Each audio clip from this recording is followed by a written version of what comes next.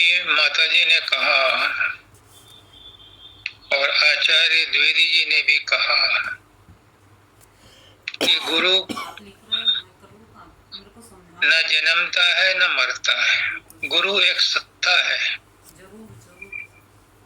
परम सत्ता है जो कॉन्टिन्यूस बह रही है।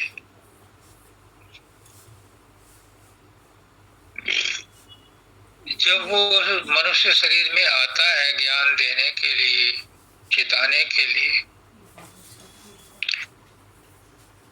तो अपनी सत्ता को दूसरी सत्ता में ट्रांसफर करके छोड़ जाता है ताकि वो कंटिन्यूअस रहे। और आने वाला जो सतगुरु होता है वो उनसे भी ज्यादा ताकतवर होता है, क्योंकि संत सतगुरु वक्त के अंदर पुराने सभी संत महात्माओं के, पीर पैगंबरों की ताकत मौजूद हो जाती है। क्यों? क्योंकि वो मालिक का काम कंटिन्यूअस चलाना है, इसलिए उसको ज्यादा ताकतवर बनाया जाता है।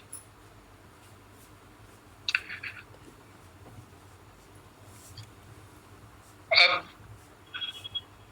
एक बार मैंने कहा था कि हम गुरुओं का जन्मदिन क्यों मनाते हैं। इसलिए नहीं, ये एक परंपरा है।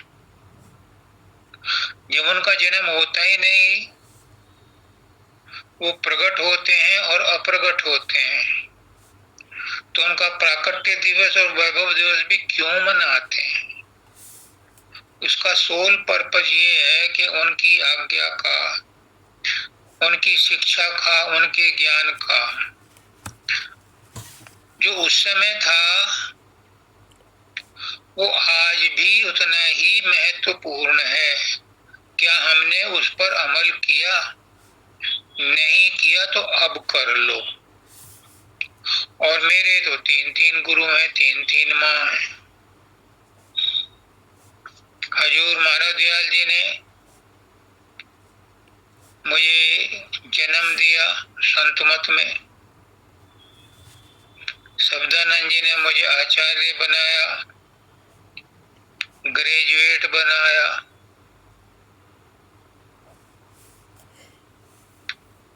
संसार में कर्म करने के लिए मजबूत बनाया। उसके बाद पुष्करनाथ जी महाराज ने अपना सारा ज्ञान दे करके मुझे अपने ही जैसा बना लिया। आज नवरात्रों का भी पहला नवरात्र है। आज ही शब्दानंद जी का जन्मदिन है। आज की तारीख में माता जी ने और आचार्य द्विवेदी जी ने जो शब्दानंद जी महाराज की शिक्षाएं, ज्ञान, अपने अनुभव बताए, मैं भी कुछ और उनमें ऐड करता हूं ताकि जो उस समय वहां नहीं थे वो अब उस ज्ञान से फायदा उठा ले। पुष्करनाथ जी कहते हैं कि हमारे माँ बाप हमारे साथ नहीं रहते, हमेशा नहीं रहते, छोड़ के चले जाते, लेकिन उनका ज्ञान हमारे साथ रहता है। ऐसे ही हमारे गुरु शारीरिक रूप से, भौतिक रूप से हमारे साथ नहीं रहते, लेकिन उनका ज्ञान हमारे साथ हमेशा रहता है। तो शब्दानंद जी महाराज ने जिस समर्पण भाव से गुरु सेवा की, मैंने नहीं देखा था कि परम दयाल जी ने अपने गुरु की कितनी सेवा की। मुझे नहीं पता कि हजूर महाराज ने स्वामी जी महाराज की कितनी सेवा की, लेकिन मैंने अपने दिल और दीदे से देखा है कि हजूर शब्दानंद जी महाराज ने जो गुरु की सेवा की सारी कल्पनाओं से ऊपर है। मुझे उन्होंने कहा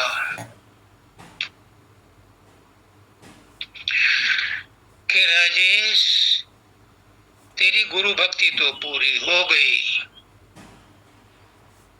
पर गुरु सेवा पूरी नहीं हुई। अब इस बात को गौर कर, उन्होंने आगे नहीं बताया। मैंने पूछा महाराज जी गुरु सेवा क्या करूं, कैसे करूं? ये तुम डिसाइड करो। लेकिन आज आपके सामने डिसाइड करता हूं कि गुरु भक्ति क्या है और गुरु सेवा क्या है। अगर टाइम ज्यादा हो जाए तो टोकना मत, क्योंकि गुरु भक्ति और गुरु सेवा का सवाल है और ये भाव हमेशा नहीं आता। ये गुरु जब भेजता है तभी आता है। कोई अपनी मर्जी से चाहे कि गुरु भक्ति और गुरु सेवा का ख्याल रख करके मैं विचार व्यक्त करूं, उसके बाप की भी हिम्मत नहीं है। जब गुरु दया होती है, गुरु मेहर होती है, गुरु कृपा होती है, तो गुरु भक्ति और गुरु सेवा का विचार गुरु दया से ही आता है और गुरु दया ही उसको वर्णन करती है। वरना इस वाणी का क्या मजाल कि गुरु सेवा और गुरु भक्ति के बारे में कुछ बोल सके। गुरु सेवा है जो गुरु मुझसे कहलवा रहा है वो सुनो। गुरु सेवा, गुरु भक्ति है जो गुरु ने नाम दिया है।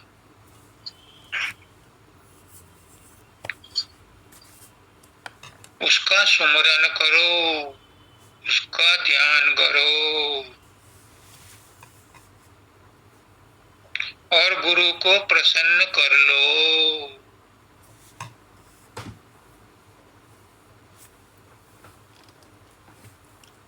जो गुरु ने नाम दिया है उसका सुमरन करो, उसका ध्यान करो और गुरु को प्रसन्न कर लो।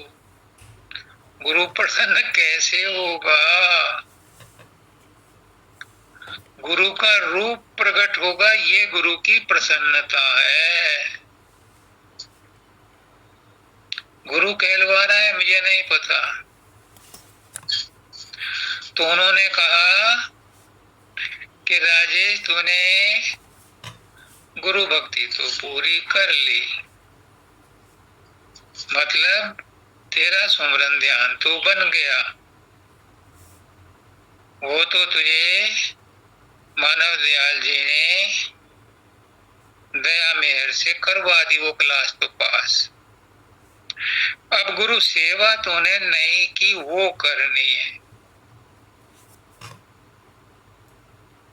उन्होंने ये नहीं बताया क्या करनी है, वो कहा ये तुम डिसाइड करो। बात आई गई हो गई। जब हजूर पुष्करनाथ जी महाराज हजूर शब्दानंद जी के बलिया जाने के बाद उनकी जगह काम किया, उन्होंने कहा कि गुरु सेवा क्या होती है ये मैं बताऊंगा। उन्हें याद थी क्योंकि उनके सामने ही ये चर्चा हो रही थी। बल्कि अगर सच पूछो तो मैंने उन्हीं से प्रश्न किया था एकांत में, हजूर पुष्करनाथ जी से, कि महाराज जी मेरे अंदर में अशांति क्यों है? उन्होंने कहा ही बताऊंगा। और वो जाकर के शब्दानंद जी के पास बैठ गए और मंगल देवी से मुझे बुलवा लिया। और जब मैं पहुंच गया तो उन्होंने शब्दानंद जी से कहा, महाराज जी राजेश ये पूछ रहा है। तो मुझसे पूछा, शब्दानंद जी ने बताया क्या पूछता है। मैंने कहा कि मेरे मन में अशांति क्यों है। मैंने भी उनकी तरह से कहा कि जो ज्ञान दिया है वो तो अंदर में है, लेकिन अशांति क्यों है। तो उन्होंने तब कहा था कि तूने गुरु भक्ति तो कर ली, वो कोर्स तो तेरा पूरा हो गया, वो तो मानव दयाल जी ने करा दिया, तूने गुरु सेवा नहीं की। अब ये नहीं बताया कि गुरु सेवा क्या होती है। अब सुनो, जब पुष्करनाथ जी ने कहा कि मैं भी तो उन्हीं का जानसी हूं, तू मेरी सेवा कर ले, गुरु सेवा हो जाएगी। मैंने कहा क्या सेवा करूं आपकी, आप ही बता दो। उन्होंने तो नहीं बताई। उन्होंने कहा जिस शब्द के पीछे तू डंडा लेके फिर रहा है वो गुरु सेवा नहीं हो सकती, वो द्वैत है। प्रकाश में भी द्वैत है, शब्द में भी द्वैत है, एक देखने वाला और एक प्रकाश, एक शब्द और एक शब्द को सुनने वाला। मैंने कहा फिर क्या गुरु सेवा है। अशब्द गति में पहुंचना, अप्रकाश गति में पहुंचना। और ये बिना गुरु को प्रसन्न किए होती नहीं। अपने बलबूते पर कोई पहुंचता नहीं, इसलिए बाहरी गुरु की भी सेवा जरूरी है।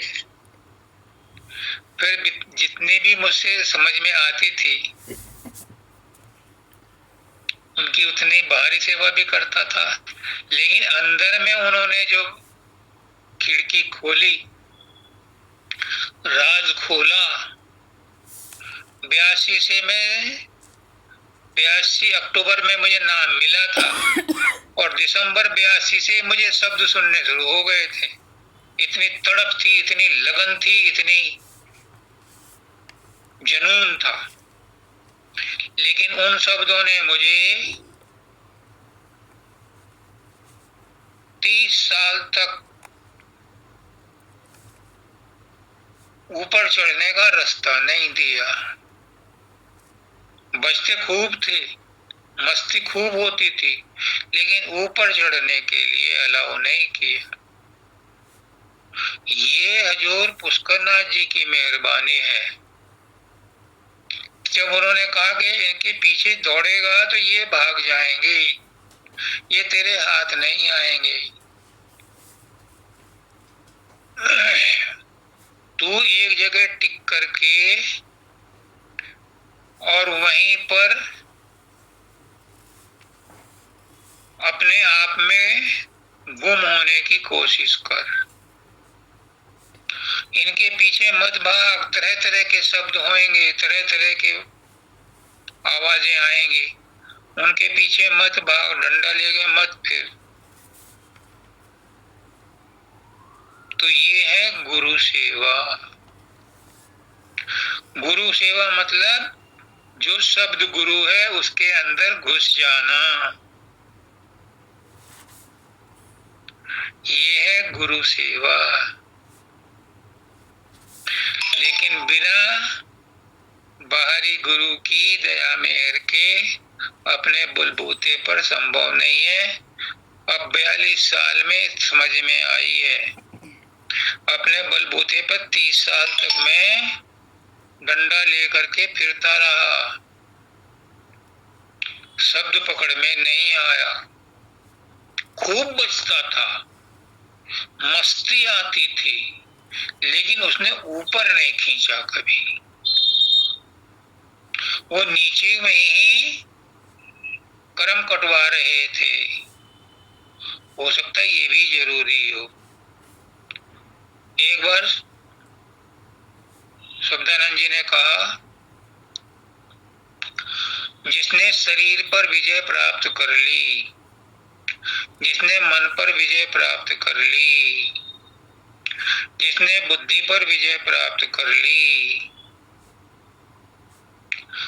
जिसने आत्मा पर विजय प्राप्त कर ली, वो भी पूर्ण मनुष्य नहीं है राजेश। क्योंकि उसे इसी बात का अहंकार है कि तूने शरीर पे कंट्रोल कर लिया, तूने मन पे कंट्रोल कर लिया, तूने बुद्धि पे कर लिया, तूने अहंकार पे कर लिया, तूने आत्मा पे कंट्रोल कर लिया। वो पूर्ण नहीं है। पूर्ण मनुष्य वो है जो इन सब में रहता हुआ अपने विवेक विचार से सब कुछ करता हुआ इनसे असंबद्ध रहता है, इनसे निर्लिप्त रहता है, निष्प्रह रहता है, निसंग रहता है। वो है पूर्ण पुरुष।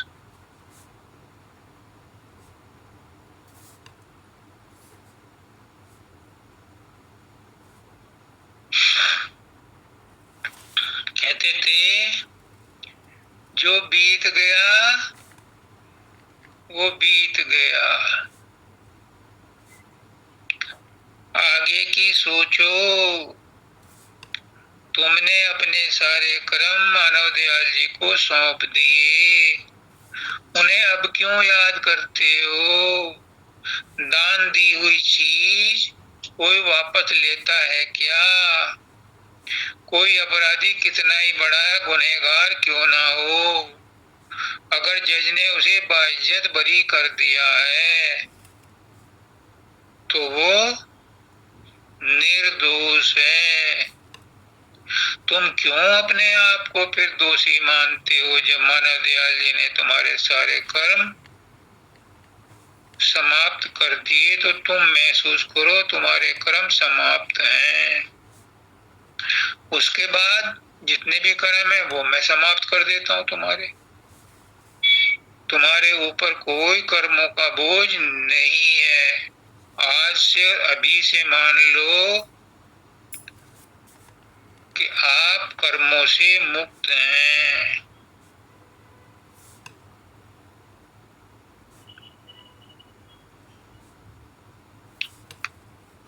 उन्होंने कहा न तू मुझसे अलग, शब्दानंद जी ने भी कहा है ये, मानव दयाल जी तो बहुत हर मैसेज में लिखते थे, लेकिन शब्दानंद जी ने भी कहा न तुम मुझसे अलग हो न मैं तुमसे अलग हूं, न हम किसी से अलग हैं। क्यों? वो मालिक समग्र है, सब उसी के अंदर हैं, उसी में ओत प्रोत हैं, सब एक दूसरे से जुड़े हुए हैं। और फिर बाद में इसके ऊपर उन्होंने एक भजन बनाया, जगदम्बा के गर्भ निवासी हम सब जुड़वे भाई, और सगे सहोदर का नाता है, कैसी यहाँ लड़ाई। आज देख लो, इजराइल ने हमास पर, ईरान पर, सब पर बमबारी कर रहा है।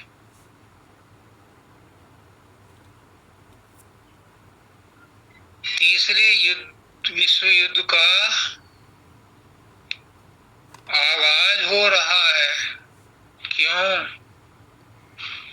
क्योंकि हमने ये नहीं समझा कि जगदम्बा के गर्भ निवासी हम सब जुड़वे भाई, और सगे सहोदर का नाता है, कैसी यहाँ लड़ाई। हमें नई बात समझ में आई। अगर आई होती तो एक दूसरे से क्यों लड़ते? भाई भाई आपस में क्यों लड़ते? भाई बहन क्यों लड़ते? एक प्रांत दूसरे प्रांत से क्यों लड़ता, एक देश दूसरे देश से क्यों लड़ता। अगर ये लड़ाई हमारा स्वभाव होता तो फिर हमारे खून की बोतलें भी अलग अलग धर्मों की, अलग अलग प्रांतों की, अलग अलग जातियों की हॉस्पिटल में रखी हुई होती, अलग अलग, कि उस देश के नागरिक की खून है, ये उस देश का ना। सबके अंदर एक ही तरह का ब्लड है, क्योंकि जगदम्बा के गर्भ निवासी हैं। अगर अलग अलग होते तो पहाड़ पहाड़ों से टकरा जाया करते, पेड़ पेड़ों से टकराया जाया करते। ऐसा नहीं है, लेकिन ये इंसान इस बात को नहीं समझता। वो कहते थे कि ये बात सत्संग में ही समझ में आती है, और सत्संग सबके नसीब में नहीं है। बड़े भाग वाला को सत्संग मिलता है। बड़े भाग मानुष तन पावा, सुर दुर्लभ सब संतन गाव। मति कीरति गति भूत भलाई, जो जेहि जतन जहाँ जो पाई, सो जानव सत्संग प्रभाव।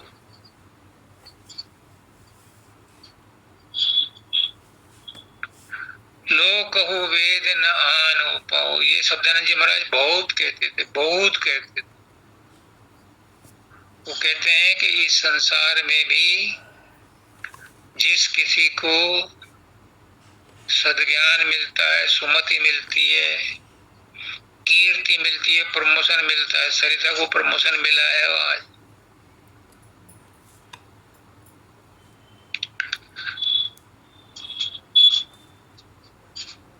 उसको भौतिक उन्नति होती है,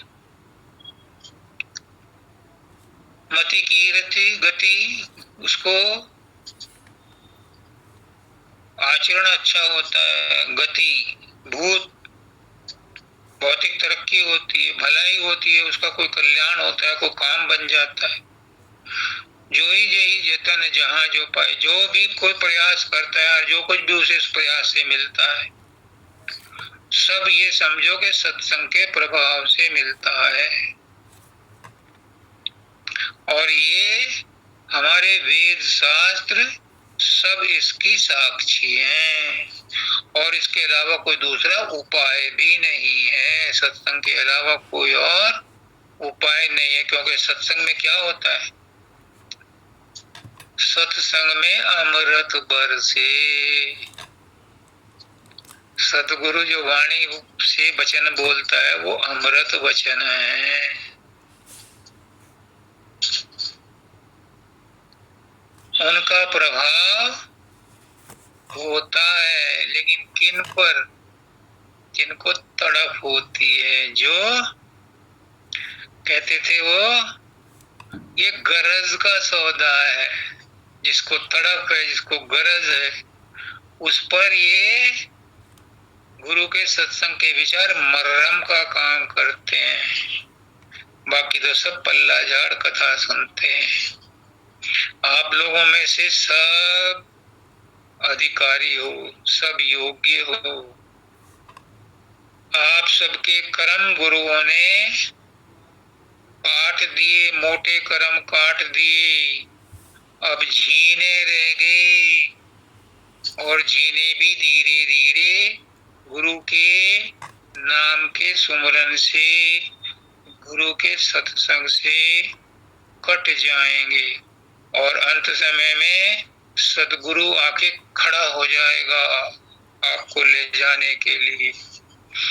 काल के हाथ नहीं जाने देगा, भले ही आपको सतलोक न ले जाए अगर पूरे कर्म साफ नहीं हुए, लेकिन काल के हाथ में नहीं जाने देगा।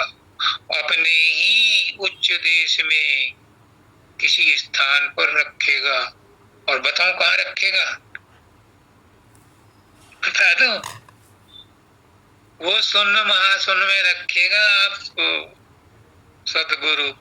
अगले जन्म में फिर संत सतगुरु वक्त जब आएगा वो ज्ञान देगा और तब सतलोक पहुंचा देगा, लेकिन काल के हवाले नहीं करेगा।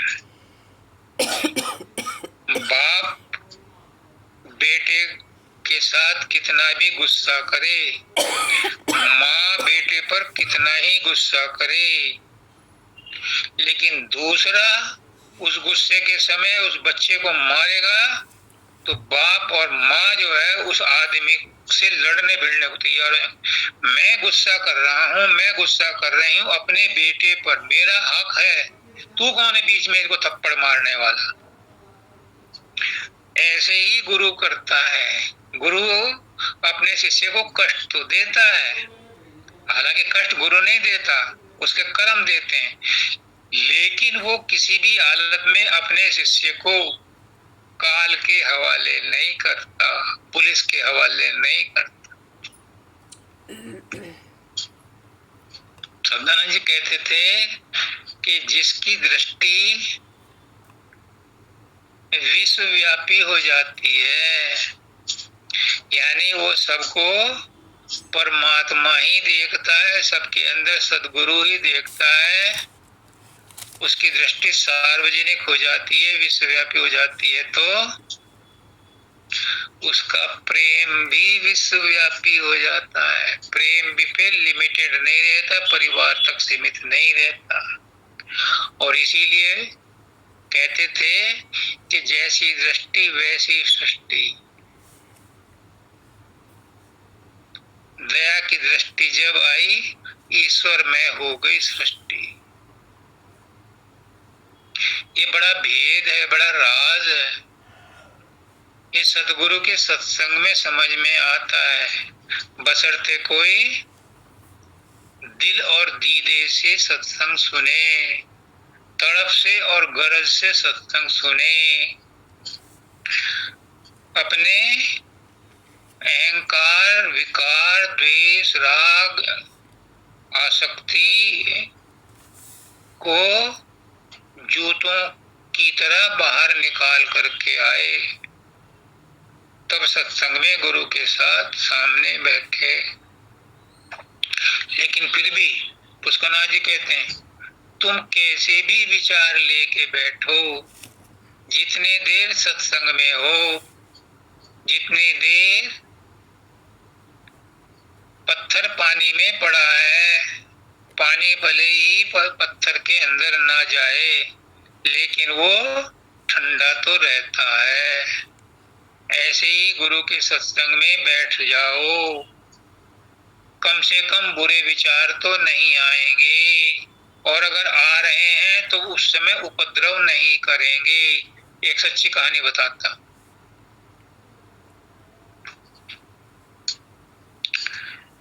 एक सज्जन ने, हमारे बहुत करीबी हैं, उन्होंने कहा, उनके गुरु हैं अड़खड़ानंद जी, उनका बॉम्बे में भी आश्रम है, फरीदाबाद में भी आश्रम है, बहुत जगह आश्रम है। तो जब वो जवान थे, किशोर अवस्था में थे, तो एक बार उनके गुरु ने कहा, तुम 15 दिन तक लगातार आश्रम पे आओगे। अब उन्होंने वो बात गांठ बांध ली, वो रोज 15 दिन तक आश्रम में जाते थे। कभी गुरु जी से मुलाकात होती थी और कभी नहीं होती थी। जिस दिन मुलाकात होती थी उस दिन भी कोई सत्संग नहीं विशेष होता था।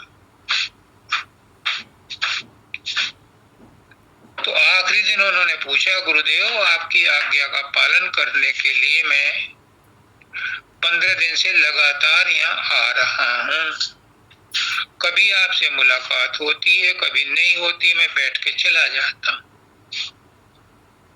आज आप इसका कारण बता दो कि जिस दिन भी मुलाकात होती है उस दिन भी आपने मेरे से कोई विशेष बात नहीं की।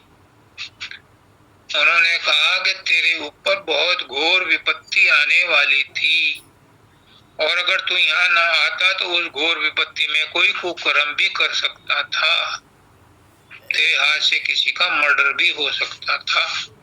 चूंकि तू यहाँ धाम पर आता था, आश्रम में आता था, तो उन घटनाओं से बच गया।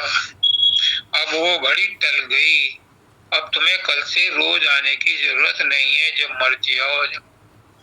ये है सच्ची घटना है। ये है सत्संग का प्रभाव, सतगुरु के वचनों का प्रभाव। कोई क्या कीमत समझेगा इसकी? वही समझ सकता है जो गरज सकता है, जिसके अंदर दर्द है।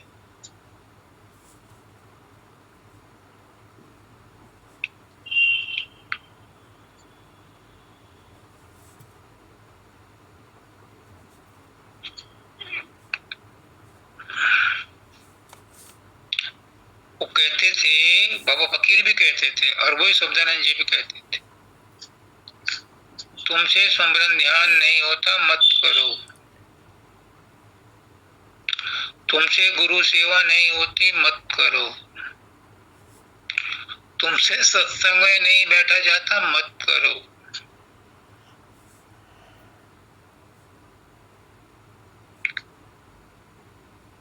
लेकिन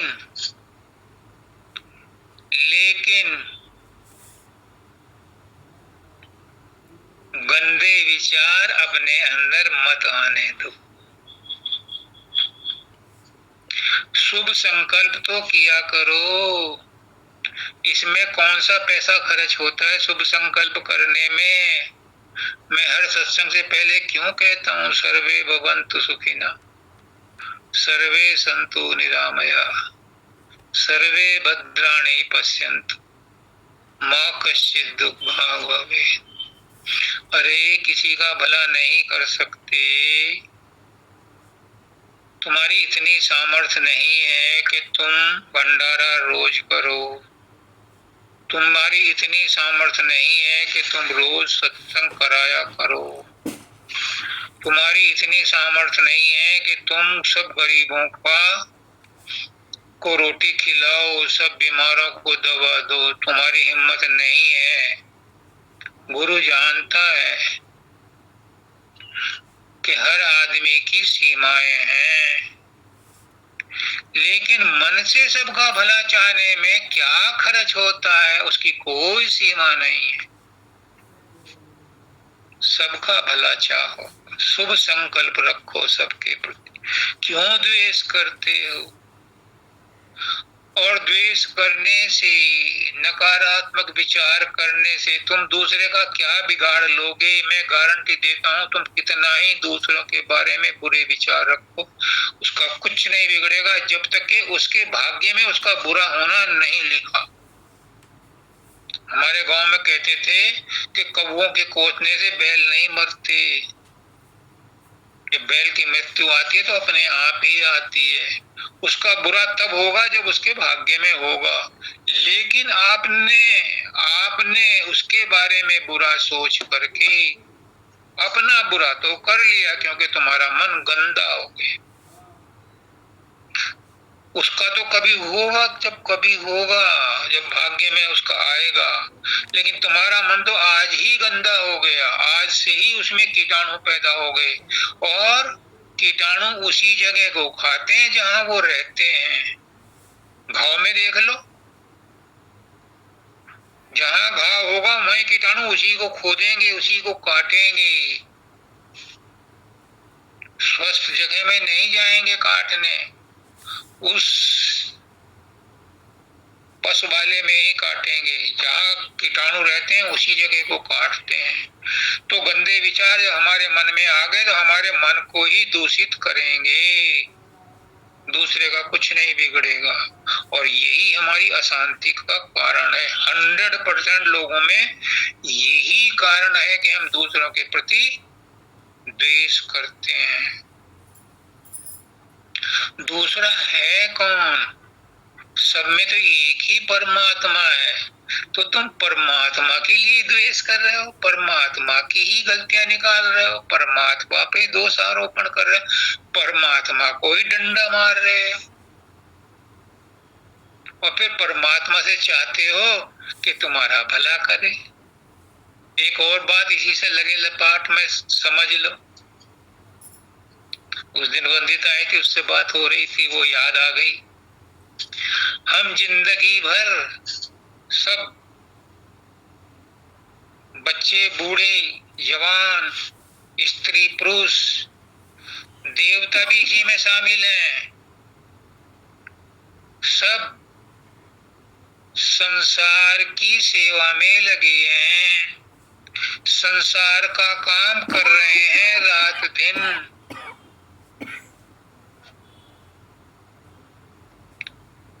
सब संसार का ही काम कर रहे हैं, लेकिन पगार मांगते हैं परमात्मा से, हमें ये दे दो, हमें ये दे दो, हमें ये दे दो। अरे तुमने उसके लिए काम ही क्या किया है जो तुम्हें कुछ वो दे?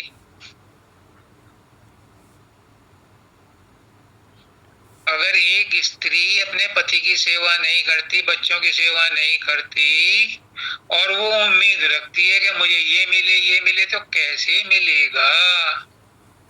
कुछ सेवा करोगे तो मिलेगा। सेवा करते हैं हम संसार की, और चीजें मांगते हैं परमात्मा से, तो ये कहाँ का जस्टिफिकेशन है? इसलिए इसलिए इसलिए इस दोष से बचाने के लिए कृष्ण भगवान अर्जुन को कहते हैं, 9वें अध्याय के 27वें श्लोक में, अर्जुन, जो तू खाता है, जो पीता है, जो तप करता है, जो सोचता है, मुझे अर्पण कर दे। यानी कुछ तो दो परमात्मा को, तभी तो कुछ लेने के लिए तुम उससे मांगने के अधिकारी हो। अपने सारे कर्म उसी को दे दो, सारी सोच उसी को दे दो, सारी नकारात्मकता भी उसी को दे दो। अब वो कौन से पॉकेट में रखेगा, ये उसका काम है। तुम अपनी तरफ से सब उसको सौंप दो, फिर मांगने के अधिकारी हो कि मैंने तो ये सब कुछ सौंप दिया, अब मुझे ये दे दे। लेकिन पुष्करनाथ जी क्या कहते हैं, उस अवस्था में तुम मांगने के सोचने के भी नहीं। उस समय ये सोचोगे कि हर एक को अपने अपने कर्म भुगतने दो, मैं क्यों मांगू किसी के लिए। अपने लिए भी नहीं मांगोगे, फिर सोचोगे कि जो हो रहा है वो मालिक की मौत से अच्छा ही हो रहा है, फिर नहीं कुछ मांगने के। आप जब उस अवस्था में पहुंच जाओगे कि सब कुछ तुझे अर्पण कर दिया, अब मांगने के लिए कुछ नहीं बचा, और अगर गुरु कहते हैं मांग ले मांग ले मांग ले, अभी द्विवेदी जी ने कहा माता जी को, तो उन्होंने कहा मुझे प्रेम और भक्ति दे दो, तो उन्होंने तो गुरु को खरीद लिया, क्योंकि प्रेम और भक्ति के अलावा क्या बचा। तो गुरु से अगर कुछ मांगना है तो गुरु को ही मांग लो, तो गुरु भी मिल जाएगा। और गुरु का की जो प्रकृति है, गुरु की जो संपदा है, भौतिक दैविक संपदा है, वो भी मिल जाएगी। गुरु से कुछ मत मांगो, परमात्मा से कुछ नहीं मांगो। अगर मांगो तो उसे खुद परमात्मा को ही मांग लो। एक कहानी थी, पिछली बार सत्संग में सुनाई थी, कई बार हो गया, छोटे से रूप में सुनाता हूँ, छोटी करके। एक राजा का मंत्री था, उसने कहा महाराज आपसे लोग बहुत मिलने के लिए गुजारिश करते हैं, सिफारिश करते हैं, आप उन्हें दर्शन दे दो, बड़े भक्त हैं आपके। अब कोई भक्त नहीं है, वो सब कुछ ना कुछ मांगने आते होंगे। अब नहीं महाराज, वो तो आपके दर्शन चाहते हैं। अच्छा, अब दशहरा आ रहा है, उनसे कहना दशहरा के दिन रामलीला ग्राउंड में एक तरफ तो राम लक्ष्य उसकी राम की रावण की लड़ाई हो रही होगी और दूसरी तरफ मैं बैठा हुआ हूँगा, जो मुझसे मिलना चाहे वो आकर के वहां मिल ले। और रास्ते में उसने तमाम ऐसो आराम के सामान डाल दिए और उन पर लिख दिया, वहां सिपाही खड़े, एक आदमी एक चीज एक बार में फ्री ले जा सकता है। अब वो लग गई लाइन वहां, राजा बैठा रहा रात भर, कोई राजा तक नहीं पहुंचा। एक पागल था मुझ जैसा, जब उसने सुना कि ऐसा हो रहा है तो वो भी गया, लेकिन वो उन सामानों, जब वो सामान खत्म नहीं होते थे उन्हें रिप्लेस कर दिया जाता था ताकि लोग बाग लालच में उठाते रहे और राजा तक कोई पहुंचे ना। तो वो सीधा राजा के पास गया, उस तख्त पे चढ़ गया, जो उसके बॉडीगार्ड थे उन्होंने रोका, उन्होंने कहा राजा ने रोको मत, आज तो आने दो, एक ही तो आदमी आया है, क्या मांगना चाहता है ये मैं देखना चाहता हूँ। उसने राजा का हाथ पकड़ लिया, मुझे तो तू ही चाहिए, अब बताओ।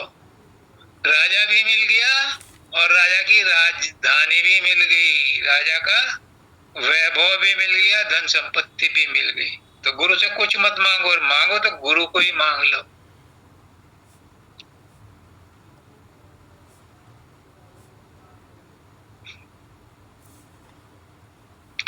एक बार उन्होंने केदारनाथ जी को कहा मेरे सामने,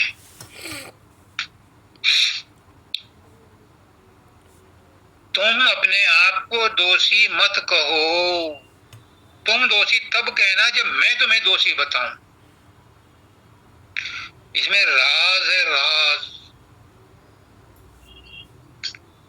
तुम अपने आप को दोषी मान करके क्यों अपनी औकात को, अपने अंतःकरण को गंदा कर रहे हो कि मैं दोषी हूं। मुझे तो उन्होंने कभी नहीं कहा, क्योंकि मेरे तो उन्होंने पता था कि सारे पाप जो है मानव दयाल जी ने दूर कर दिए और बाकी कुछ उन्होंने कर दी। उन्होंने सब केदारनाथ जी को कहा था कि तुम अपने आप को दोषी कभी मत समझना, हाँ जब मैं कहूं कि तुम दोषी हो तब अपने आप को दोषी मान। और गुरु किसी को दोषी मानता ही नहीं, गुरु तो सबको अपने जैसा मानता है। इसलिए ये पाप और पुण्य का, दोष का और निर्दोष का विचार ही काल्पनिक है, इसे छोड़ दो। कहने का मतलब ये कि इस विचार को ही छोड़ दो, ये विचार ही अपने आप में असत्य है। असत्य को पकड़ करके क्यों दुखी होते हो, सत्य को पकड़ो। और सत्य है एक, सदगुरु नाम ठिकाना है, सदगुरु ही सत्य है। और सदगुरु में कोई कमी किसी किस्म की, किसी काल में, किसी देश में नहीं रहती, क्योंकि सदगुरु परमात्मा ही है और परमात्मा हमेशा निर्दोष है। और एक और बात बताऊं, लगे हाथ, आज इसका भी क्लैरिफिकेशन हो जाएगा। गुरु मालिक आज बहुत मेहरबान है, क्योंकि बहुत पुण्य तिथि है ये। वो कहते हैं कि शब्द, नाम,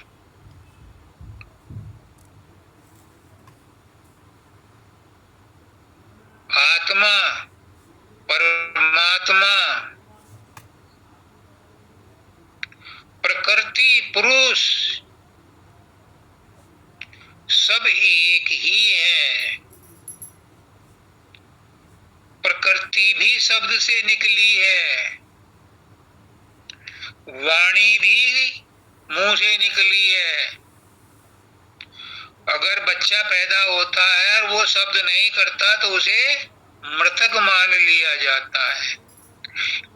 मैं बोल रहा हूं, अगर बोलता बंद हो गया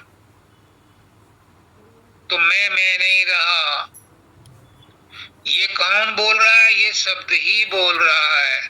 और वही शब्द परमात्मा का शब्द, वही आदि आदि सब क्या कहते हैं वो, आदि सूरत, राधा आदि शब्द समान। हाँ, राधा आदि शब्द का नाम स्वामी आदि शब्द पहचान। तो ये आदि शब्द आदि सूरत ही आदि परमात्मा आदि प्रकृति है। शुरू से ये शब्द के रूप में प्रकट है।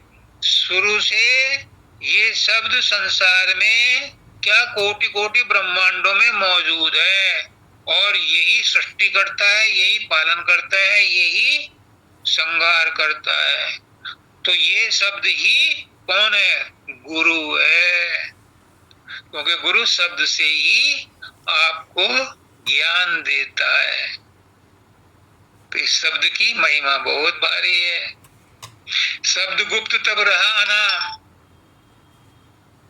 शब्द प्रगटा तब धरिया नाम। बताओ, स्वामी जी महाराज कितना सरल कर दिया। दाता दयाल कह रहे हैं कि इससे सरल व्याख्या किसी धर्म में शब्द की नहीं की गई जितनी स्वामी जी महाराज ने की। शब्द प्रगट तब धरिया नाम, शब्द गुप्त तब रहा अनाम। जब तक गुप्त था, अनाम था, हर चीज अनाम थी, हर चीज गुप्त थी। वो प्रकट हुआ तो सारा कुछ प्रकट हो गया और सबके नाम और रूप धरे गए उस शब्द से। वही शब्द गुरु है। गुरु वही जो शब्द से नहीं और शब्द बिना दूसर नहीं से। गुरु शब्द कमावे सो गुरु पूरा, उन चरणन की हो जा धूरा। क्या कहलवाना चाहते हैं गुरु? आपके लिए द्वार खोल दिए, भंडार खोल दिए। शब्दानंद जी महाराज के जन्मदिन पर अमृत वर्षा हो रही है। शब्द कमावे सो गुरु पूरा, उन चरणन की हो जा धूरा।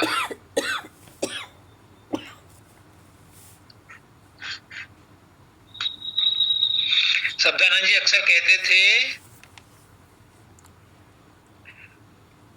गुरु जानता है मैं अध्यापक रहा हूं, मुझे पता है कि पास वाले को तो पास करना है, लेकिन फेल वाले को कैसे पास करना है ये गुरु जानता है। ऐसे छोटे छोटे काम करवाएगा कि आपके सारे कर्म जल जाएंगे। जो कमजोर है उसे कैसे पास करना है ये गुरु जानता है। लेकिन कोई गुरु आज्ञा में रहे तो, गुरु आज्ञा में बरते तो। जबरदस्ती नहीं कर सकता गुरु, किसी के साथ नहीं कर सकता। परमात्मा भी नहीं कर सकता किसी के साथ। कोई गुरु चाहे कि मैं किसी को जबरदस्ती मुक्त कर दूं, तोबा, उसके बाप की भी हिम्मत नहीं है कि वो उसे मुक्त कर दे। परमात्मा भी नहीं कर सकता किसी को जब तक जीव नहीं चाहेगा मुक्त होना। एक लाइव एग्जाम्पल है। एक वो था शिष्य, गुरु का बड़ा प्रेमी था। अब कहते हैं कि जो शिष्य गुरुमुख हो उसकी 7 पीढ़ी तर जाती हैं।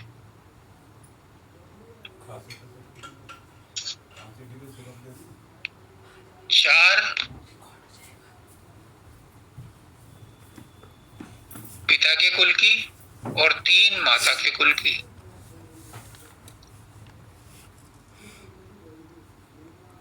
अब शब्दानंद जी का ही ले लो, आज उन्हीं का जिक्र हो रहा है। तो उनके पिताजी बड़े भक्त थे दाता दयाल के और हजूर महाराज के।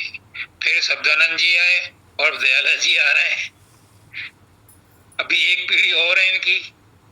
ये 4 पीढ़ी तो इधर की तरेंगी और 3 पीढ़ी माँ के कुल की चलेंगी। प्रकाश नहीं है, प्रकाश नहीं है, प्रकाश भी, वो प्रकाश भी उसी में आ रहा है। पीढ़ी तो वही है, इंडिविजुअल नाम आदमी का नहीं है, वो तो पीढ़ी का है। तो उस शिष्य के पिताजी बीमार हुए और गुरु को जब पता चला तो उन्होंने अपने योग बल से, अभी मैंने बोला ना कि जबरदस्ती नहीं कर सकते, लेकिन उन्होंने योग बल से उन्हें स्वर्ग भेज दिया। अब बड़े खुश, उनके चेहरे पर बड़ी मुस्कान, जैसे बाबा फकीर कहते हैं कि उनको कोई भक्त कहता है जाते हुए कि गुरु महाराज हाथी लेकर आए हैं, हवाई जहाज लेके आए हैं, उसे बैठ के जा रहे हैं। तो उनके सामने वो प्रकट होकर के गए और सबने बड़ा अच्छा खुश थे। लेकिन साल 2 साल बाद उनको महसूस हुआ कि वो तो वापस आ रहे हैं। अब उन्होंने कहा यार तेरे अंदर, गुरु के अंदर क्या कमी है कि जो उनके द्वारा भेजा गया भी वापस आ रहा है। तब उन्होंने अपने तीसरे नेत्र में जा करके देखा, उनकी इच्छाएं तो संसार का भोग भोगने के लिए लालायित हैं, तूने जबरदस्ती भेजा। इसलिए उसके बाद कोई गुरु जबरदस्ती, कोई परमात्मा जबरदस्ती किसी को मुक्त नहीं करा सकता जब तक कि जीव की इच्छा खुद की ना हो। इसलिए अपने अंदर कम से कम इच्छा तो पैदा कर लो। बाबा फकीर कह रहे हैं, मैं नहीं कह रहा, बाबा फकीर डंके की चोट पे कह रहे हैं। 83 साल का अनुभव उनकी एक किताब है, उसमें जो सत्संग छपे उसमें लिख रहे हैं, तुमने अगर जीवन में सुमरन ध्यान नहीं किया, भजन नहीं किया, सत्संग अटेंड नहीं किया, गुरु की सेवा नहीं की, अच्छे कर्म भी नहीं की, कोई बात नहीं, वो सब माफ है। तुम्हारे अंदर परमात्मा को मिलने की तड़फ तो है, होनी चाहिए। तो तुमने ये काम नहीं किए, तब भी तुम परमात्मा से अंतिम समय में मिल लोगे, बशर्ते तुम्हारे अंदर तड़प हो। और तड़प किसके अंदर होगी? गरज का सौदा है, जिसे संसार ने ठोकर मार दिए वही इधर आएगा। बाबा फकीर कह रहे हैं और वही मुझसे अब कहलवा रहे हैं कि कम से कम अपने अंदर तड़प तो पैदा करो, मुझे परमात्मा से मिलना है। तो फिर तुम अंतिम समय में अगर यही इच्छा रही कि मुझे परमात्मा से मिलना है, तो यमदूत नहीं आएंगे, फिर परमात्मा के पार्षद आएंगे आपको ले जाने, क्योंकि अंतमता सुगता, अंतिम में जो आपकी इच्छा होगी उसी के अनुसार आपका अगली गति मिलेगी, अगला रास्ता मिलेगा। इसलिए कम से कम और कुछ नहीं कर सकते, तो दृढ़ निश्चय रखो कि मुझे परमात्मा से मिलना है और इसी जन्म में मिलना है, तो अगला जन्म नहीं होगा। छोड़ दो सब। कहा सुना 18वें अध्याय में 66वें श्लोक में कहते हैं कृष्ण भगवान, सर्वधर्मान्य परित्यज्य माम एकम शरणं व्रज। सब कुछ छोड़ दे, सब रीति रिवाज छोड़ दे, सब कुछ भूल जा, बस मेरी शरण में आ जा, मैं तेरे सब पापों से मुक्त कर दूंगा। ऐसे ही बाबा फकीर कह रहे हैं कि कुछ भी नहीं किया तुमने जीवन में, कोई धर्म कर्म नहीं किया, लेकिन मन में ये सकारात्मक विचार रखो, मुझे परमात्मा से मिलना है और ही जन्म में मिलना है। और अगर यही विचार तुम्हारा अंत समय में रहा तो तुम्हारा परमात्मा से मिलन निश्चित है, क्योंकि अंतमता सुगता।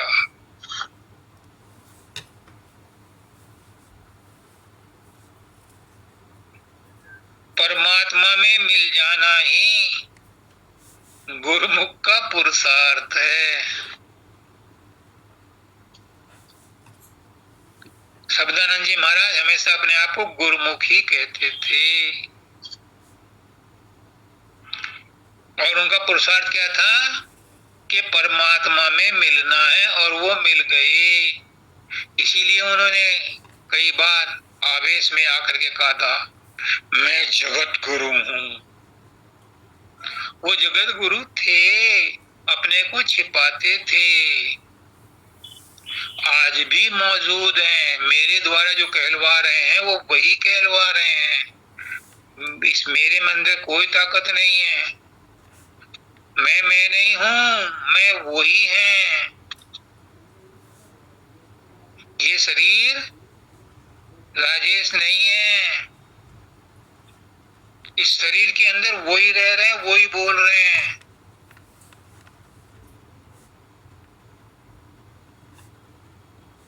एक बात और कहते थे, लास्ट है ये। हाँ, कहते थे कि चिंता और भाषा लेकर के कोई परमात्मा के दरबार में नहीं घुस सकता। वहां बड़े बड़े सेंसर लगे हुए हैं।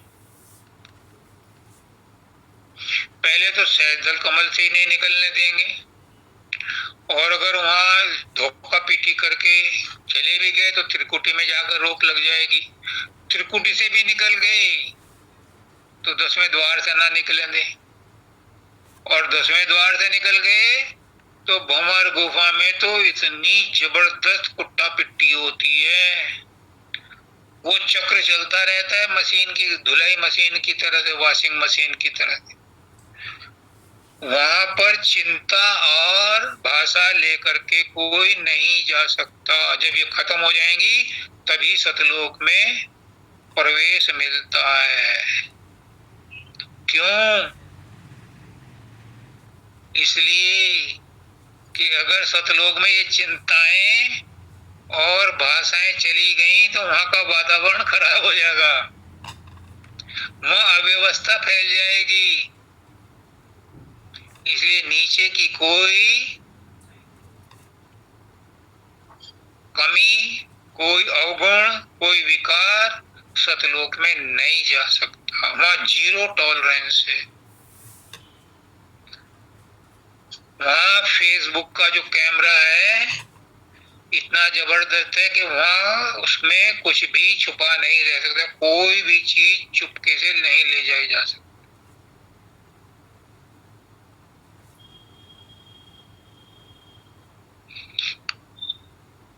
तो अगर परमात्मा से मिलना है, अगर क्यों लगाओ, डाउट क्यों रखो? परमात्मा से मिलना है, सकारात्मक बनाओ इसे, सकारात्मक बनाओ। परमात्मा से मिलना है और जरूर मिलना है, चाहे सब कुछ छूट जाए, पर परमात्मा से मिलना है। और सब कुछ छूटने में सबसे पहले चिंता छोड़ो, आसक्ति छोड़ो, शरीर के साथ संबंध छोड़ो, मन के विचारों से संबंध छोड़ो, हिरण्यगर्भ आत्मा के साथ संबंध छोड़ो, अहंकार को दफा करो और परमात्मा के साथ मिलकर के मजे उड़ाओ। क्योंकि असली मजा, असली आनंद, असली शांति, असली संतुष्टि सत्यलोक में ही है और कहीं नहीं मिलेगी। और ये आखिरी मौका है। आज गुरुदेव ने जो कहलवाया वो उन्हीं को अर्पण है। सबको राधा स्वामी।